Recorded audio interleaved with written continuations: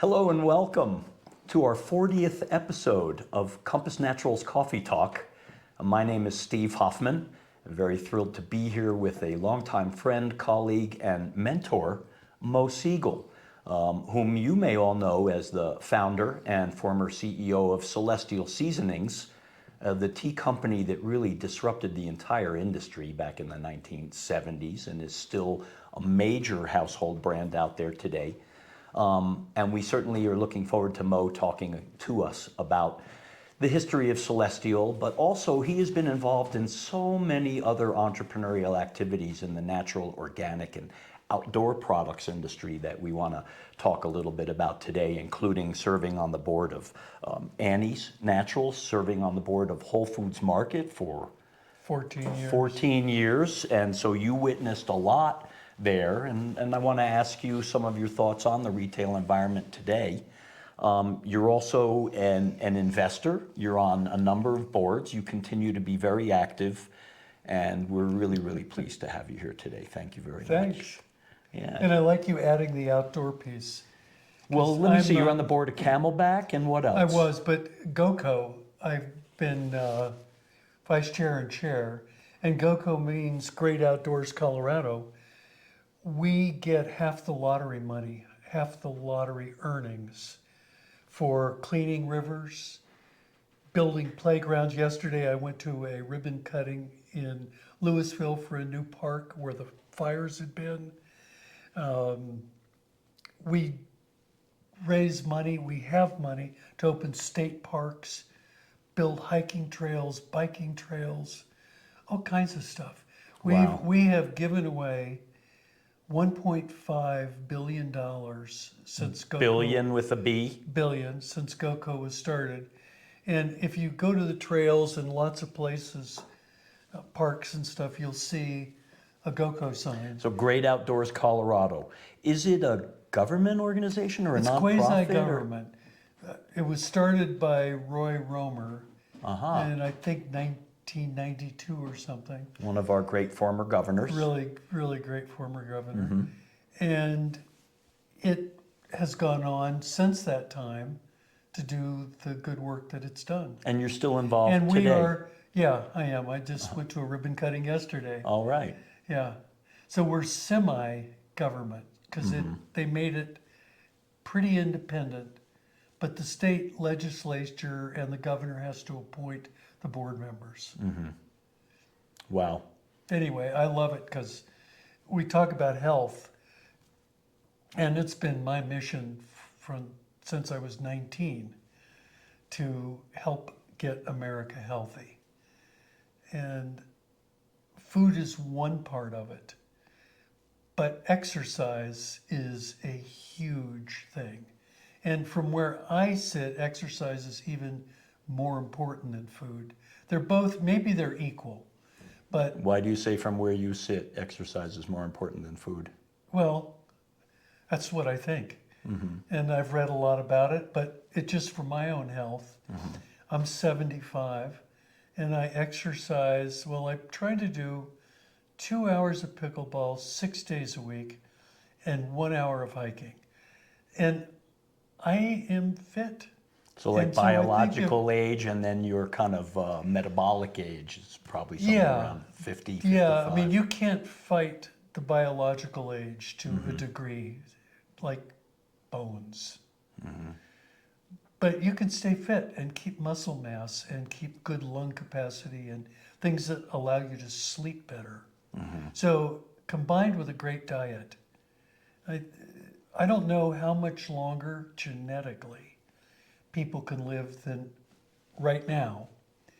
But you can, instead of having a sedentary, slow drifting life to the bottom after the age of 50, you can have a life like that.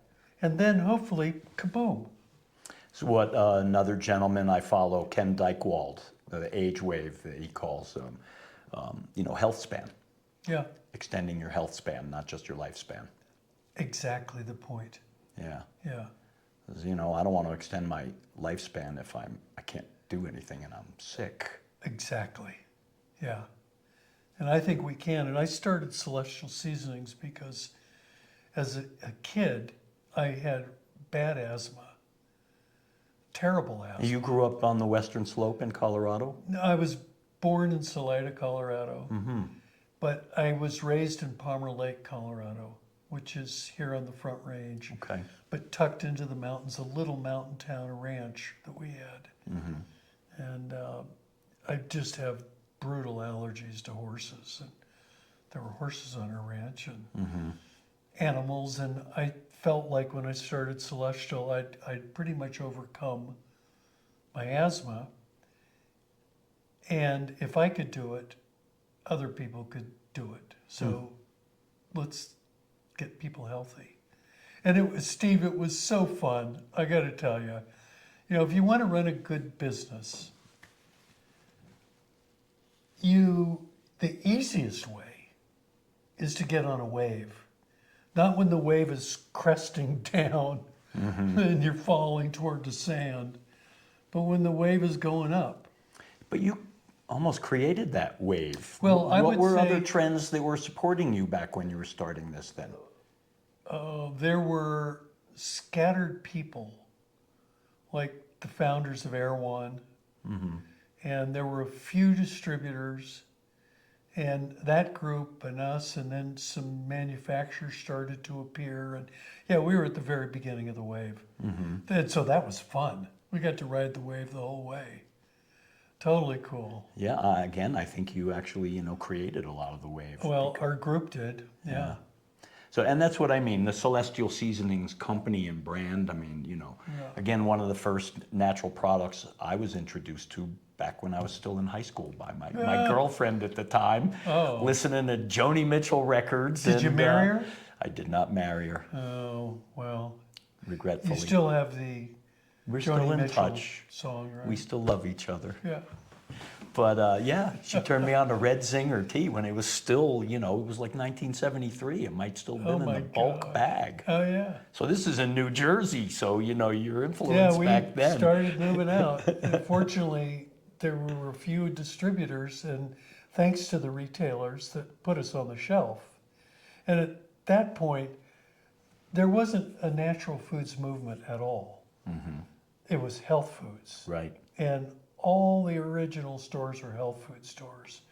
But then in Boulder, the Green Mountain Granary was there, and in Boston, Air One. So there were a few scattered natural food stores. So the health food stores were more kind of like vitamin oriented. They were and pill then shops. now these early shops start bringing in food. Produce. Yeah. Well, the vitamin shops had Adele Davis cereal and stuff like that. Brewer's yeast. It had stuff that's in the middle of the store in a lot of grocery stores and natural food stores. But there was virtually no fresh produce anywhere.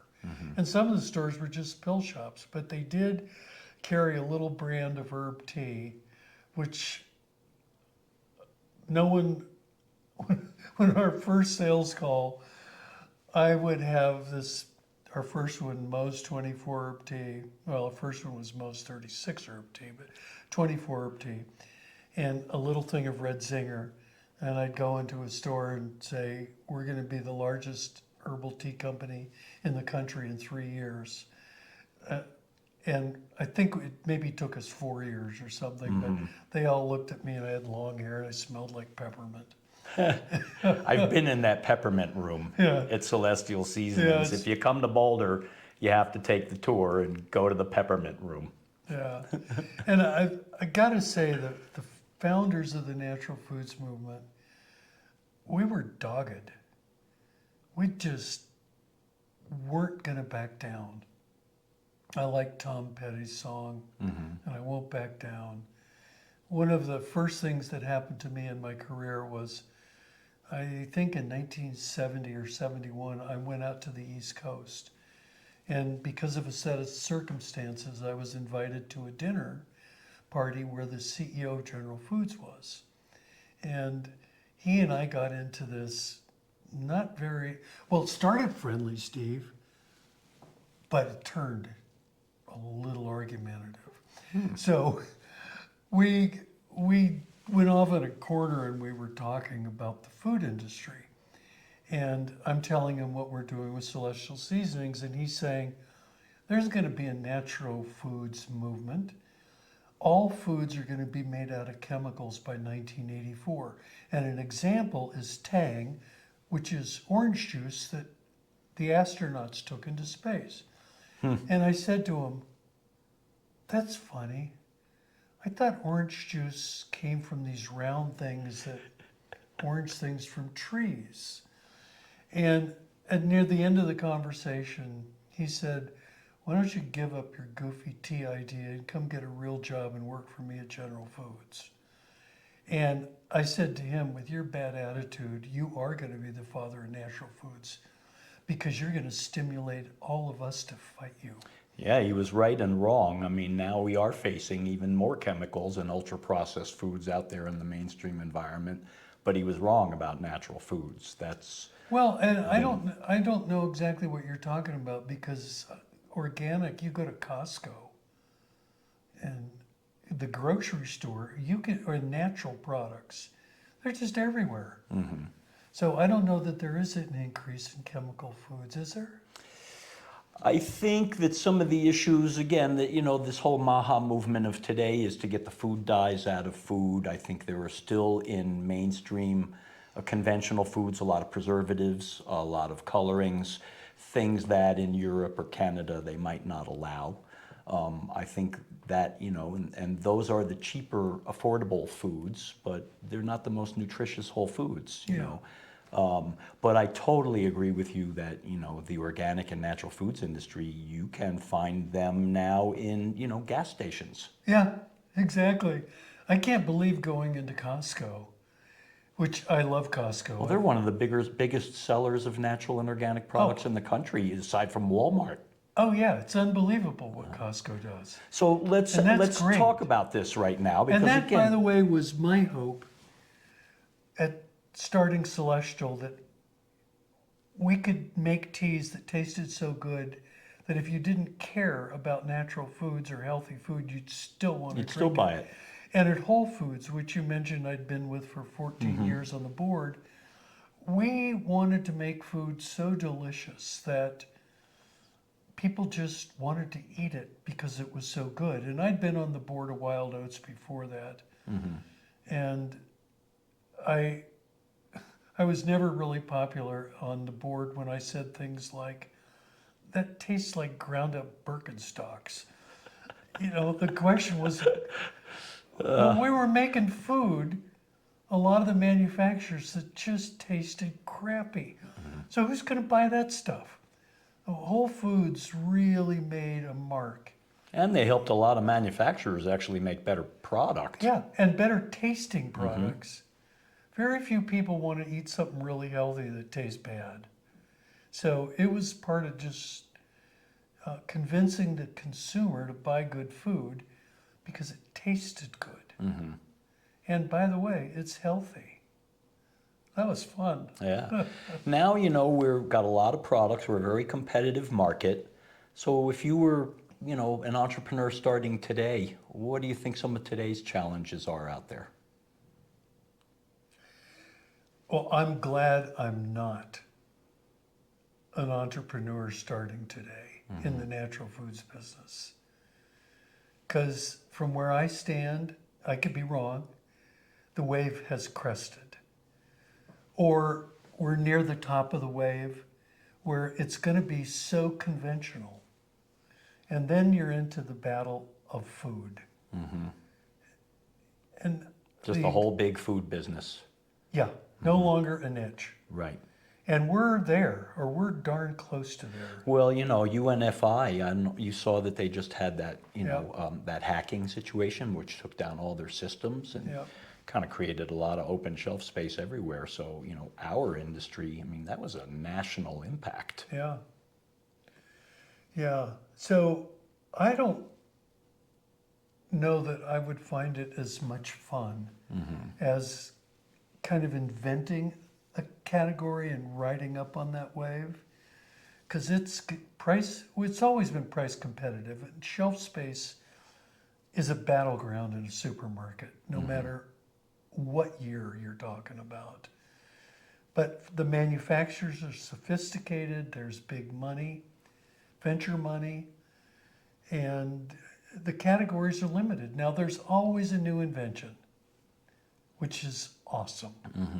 And you know, But regenerative you're is a kind new of trend. stealing share. Yeah. Trends, absolutely. What are you seeing out there that looks promising? Because I realize it's difficult today, but there are a lot of entrepreneurs out there still inspired to innovate in a lot of different ways. Are you seeing anything out there that excites you today? Oh yeah, AI, NVIDIA. I'm really, Yeah. I'm really watching the tech stuff a lot. I mean, all of us are using it now. Yeah, and as far as natural foods, not really. Okay. I don't. You know, there's a lot of good brands. We buy them, and I don't know. Do you see any that is really exciting? Well, you know, I think that I like the whole regenerative organic. I think that I'm seeing it more on labels of products. I feel that if you can support these companies, and we have a new client on the Western Slope we like a lot, young man doing heirloom grains, regeneratively working with farmers on the Western Slope, trying to take, you know, today's modern approach, but actually preserving heirloom products. Yeah. So grains that you might not be used to, some rye, some heirloom wheats. I think he's got a lot of promise. We're seeing another company we're talking to, Zeba Foods. They're importing single origin pistachios and almonds and mulberries from Afghanistan. So some of the single origin things I think are exciting. You have to balance that against these small businesses having to deal with tariffs now today.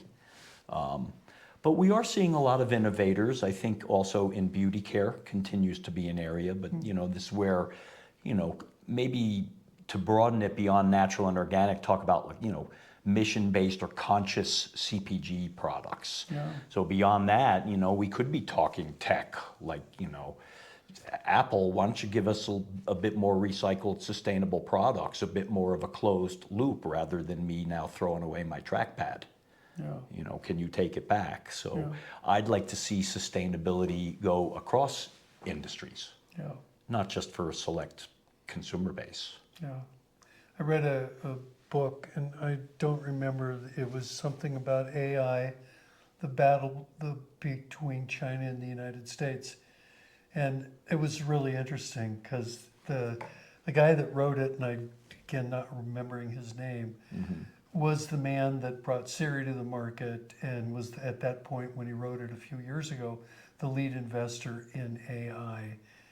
And 3/4 of the book, he's talking technology, what it's going to do, where the battle lines will be drawn, what kind of computers it will take. And then in the last piece of the book, he gets brain cancer, stage 4. And he looks back at his life and said, what did I do with my life? I worked so much. I wasn't a great dad. And what mattered to me was invention. And now I see that the most important thing in life is love. And he beat the stage 4 brain cancer. So he goes on in the book and says, let's consider a world where AI is used in a loving way. That's its purpose, is to make people's lives better. In medicine, and he went through a long, hopeful list of things that would transform civilization. It was just really inspiring. I think it has a lot of promise. I mean, technology has a lot to offer humans. It's up to us to use it for good or for ill, Yeah, exactly. right? But So I know, I wanted to say one more thing about entrepreneurs today. please. The maturing of the market has taken the bloom off the product categories. And I say that because capital is harder to get, and the price earnings multiple, or the multiple times sales, is really dropping in the acquisition world. So you could have sold a brand 5 years ago at 3 or 4x sales if it was a hot selling brand. And boy, they've dropped below 2 and below 1.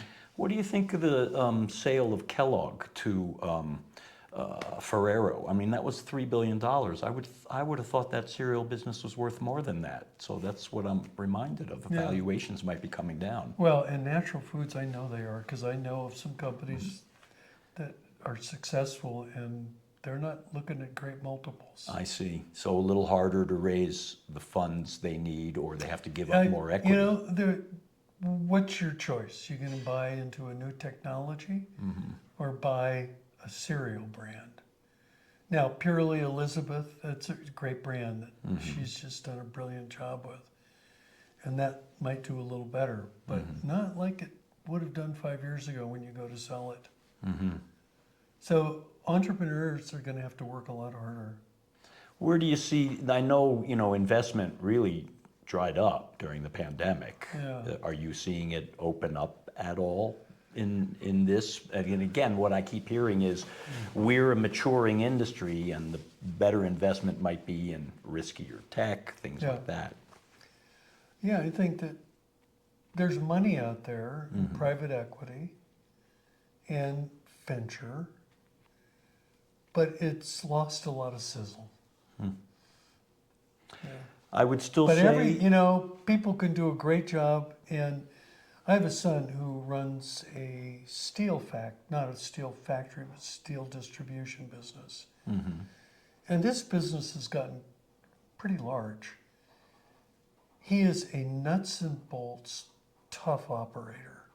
Oh my gosh, their margins are so slim. But they make money and they do well. Is it steel, US-based steel? The company is, but they buy it from all over the world. Okay. So they're dealing also with tariff issues as well right now. Yeah, yeah, big time. But the point I'm making is that in this next era of the natural foods industry, making products efficiently is going to be key, because the financial management, it's already here. It's here. When you say making products more efficiently, because there are those that are definitely still grinding it every day in this business. Any thoughts on how they could approach things more efficiently today? No. Okay. It's basic financials and do a good job and good production and good quality and, the really basics of manufacturing. Would you say bring in good financial distribution. advisors to your business to navigate? I mean, If you can't count it, you can't make it. that's a great line. Yeah. So you need to know your own financials as well. Oh my gosh. Basics. Basic. Yeah. All right, so I really appreciate your time today. Thank you very, very much. What you actually, and this may be that surprise question, but I know you have a spiritual side. How does that guide you in life and business? And, leave us on a positive note here, if you might, because there are folks here that need inspiration every day. We're all out there in the trenches really working it still. We all need inspiration every day, don't we? Yeah.